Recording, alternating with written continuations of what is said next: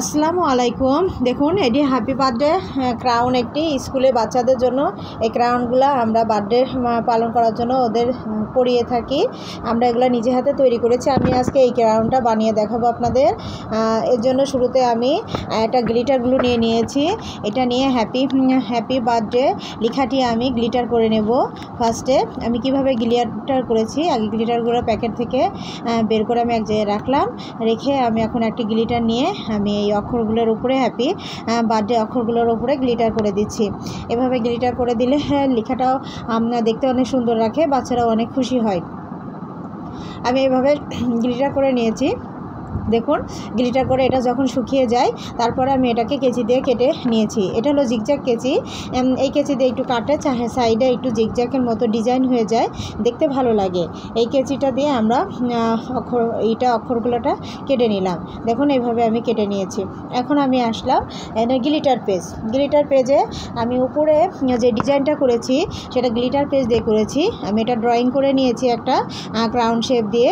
দেখুন আমি এটা কেটে নিলাম। আমি অনেকগুলো ড্রয়িং করে রেখেছিলাম, আমি সবগুলো কেটে নিয়েছি একসঙ্গে। এখন কেটে নেওয়ার পরে আমি এখন আসবো গ্লিটার পেজ কেটে নিতে। নিচে আমি আরেকটা দেবো গ্লিটার পেজ, সেটাও কেটে নিব। এখন দেখুন আমি আমি একটা মডেল পেপার নিয়ে নিয়েছি লাল কালারের। এটাকে আমি 4 ভাঁজ করে কেটে ছোটো ছোটো করে সাইজ করে কেটেছি। একটা মডেল পেপারে আমি 12 পিস বানিয়েছি। তারপর রেখে দিলাম। রেখে দিয়ে আমি এখন গ্লিটার পেজ নিয়েছি। এটাকেও আমি জিগজ্যাগ কেচি দিয়ে কেটে নিব। দেখুন আমি 5টা সুন্দর করে কেটে নিচ্ছি। জিগজ্যাগ কেচি দিয়ে কেটে রাখলে এই কাটিংটা দেখতে ভালো লাগে, বসালেও একটা ডিজাইনের মতো মনে হয়।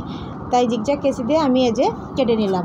এখন কাটা আমার হয়ে গেছে, ওইটাও কেটে রাখছিলাম। এখন আমি আসব রেডি করতে। না, আমার একটু ফুল দেবো, সেই জন্য আমি ফুলটাও কেটে নিলাম যেমন ড্রয়িং করে।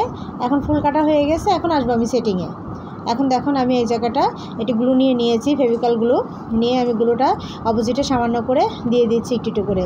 দিয়ে আমি লাল যে একটা বেল্ট কেটে রাখছিলাম সেটার পরে বসিয়ে দিলাম সুন্দর করে। বসিয়ে দেওয়ার পরে এখন আমি আস্তে আস্তে পরবর্তী ধাপে আসব। দেখুন আমার উপরে সেট করা সারা। তারপর আমি হ্যাপি বার্থডে লেখাটি গ্লু লাগিয়ে দিয়েছি। দিয়ে আমি এটা এখন বসিয়ে দিচ্ছি। এই যে আমার বসানো হয়ে গেল। এখন আমি এই যে গ্লিটার পেজটা কেটে রাখছিলাম নিচে, এটাও আমি নিচের হলো আঠা আছে, ওই কাগজটা তুলে ফেলে দিয়ে বসিয়ে দিলাম। দেখুন বসানো হয়ে গেছে। আমি যে ফুলগুলো কেটে রাখছিলাম ফুলগুলোও আমি সাইড দিয়ে একটু বসিয়ে দিলাম সৌন্দর্য বর্ধনের জন্য। দেখুন সৌন্দর্য আরও বেড়ে যাচ্ছে, হয়ে গেছে। এখন আমি ওখানে একটা সেম কালার তো এই জন্য পাশাপাশি আমি আয়নাদার কালার আর একটা গ্লিটার পেজের ফুল আমি এখানে বসিয়ে দিলাম। দেখুন কত সুন্দর লাগছে। এখন এই জায়গাটা আমি সবগুলো স্টোন বসিয়ে দেব। স্টোন বসিয়ে দিলেও এই সৌন্দর্যটা আরও বেড়ে যাবে।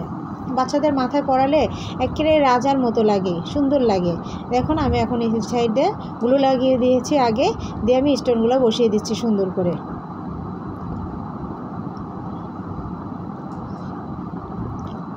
এগুলো আপনাদের প্রি-প্রাইমারি স্কুলের বাচ্চাদের জন্য খুব সহজে তৈরি করতে পারবেন।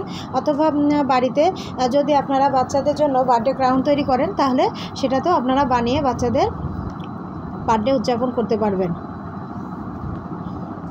ধরুন আমার লাগানো হয়ে গিয়েছে। দেখুন তো কেমন হয়েছে, সবাই কমেন্টস করে জানাবেন।